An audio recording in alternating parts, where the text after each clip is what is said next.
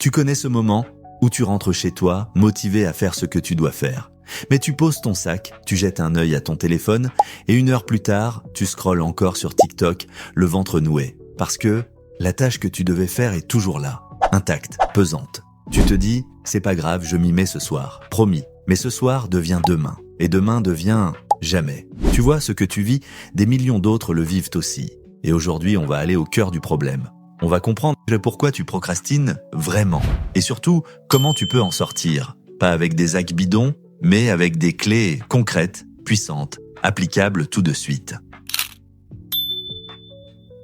En 1967, un chercheur nommé Timothy Pychyl a consacré sa vie à un seul phénomène, la procrastination. Et il a découvert quelque chose que personne ne voulait entendre à l'époque. Procrastiner n'est pas un problème de paresse, ni même de manque de temps. C'est une réaction émotionnelle. Quand tu dois faire une tâche difficile, ton cerveau anticipe de l'inconfort, de l'ennui, du doute, de la peur de mal faire. Et plutôt que d'affronter ça, il te pousse vers quelque chose de plus agréable.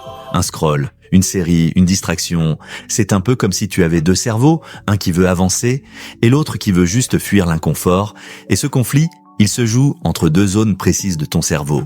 Le cortex préfrontal qui te fait planifier, décider, réfléchir.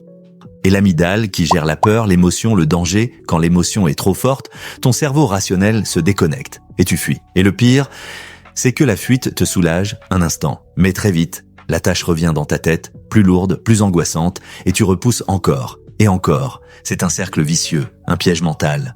Plus tu procrastines, plus tu culpabilises. Plus tu culpabilises, plus tu évites. Et plus tu évites, plus tu perds confiance en toi. Tu finis par croire que tu es comme ça, quelqu'un de pas sérieux, de pas organisé. Mais c'est faux. Tu es juste pris dans une spirale que personne ne t'a jamais appris à briser. On va faire simple et concret. Voici 5 étapes puissantes, pas des phrases magiques. Des actions à mettre en place maintenant pour arriver à arrêter de procrastiner. Étape 1, identifie ce que tu ressens. Prends 1 minute, pose-toi cette question. Pourquoi est-ce que je fuis cette tâche? Est-ce que j'ai peur? Est-ce que je m'ennuie? Est-ce que je doute de moi? Note la réponse. Nommer l'émotion, c'est la première étape pour la désarmer. Parce qu'une peur que tu ignores te contrôle, mais une peur que tu reconnais, tu peux la gérer. Étape 2, fractionne la tâche. Ton cerveau a horreur des choses floues. Faire mon mémoire, lancer un projet, réviser, c'est trop vague.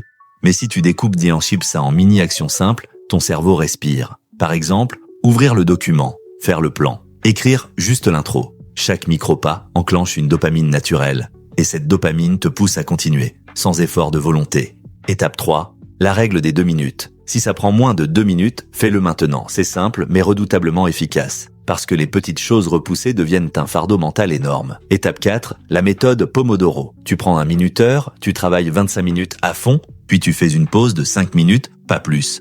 Tu recommences ça 4 fois, puis tu prends une vraie pause. Pourquoi ça marche? Parce que ton cerveau sait qu'il ne va pas souffrir longtemps. Et parce que tu as une vraie récompense à la clé. Étape 5, la récompense. Oui, donne-toi une récompense, un bon café, une balade, une vidéo que tu kiffes. Chaque session productive doit être associée à quelque chose de positif. C'est comme ça que tu reprogrammes ton cerveau pour aimer l'action. Maintenant que tu as les outils, il faut installer une routine. Choisis un créneau fixe chaque jour pour tes tâches importantes. Même 30 minutes, ça suffit pour bâtir une discipline. Crée un environnement propre, calme, sans distraction, prépare ton matériel à l'avance et surtout, visualise ton succès. Imagine-toi en train de cocher cette tâche, d'être soulagé, fier. Tu n'as plus besoin d'attendre d'être motivé. Tu dois juste commencer. Maintenant, imagine une vie où tu n'attends plus, où tu fais ce que tu dois faire, pas parfaitement, pas toujours avec envie, mais avec constance. Une vie où tu avances, chaque jour, où tu reprends le contrôle et où cette culpabilité sourde disparaît. Tu peux créer cette vie et ça commence maintenant. Alors si cette vidéo t'a aidé, abonne-toi, active la cloche et surtout, dis-moi en commentaire, quelle est la tâche que tu vas enfin affronter aujourd'hui? Je te lirai, je te répondrai.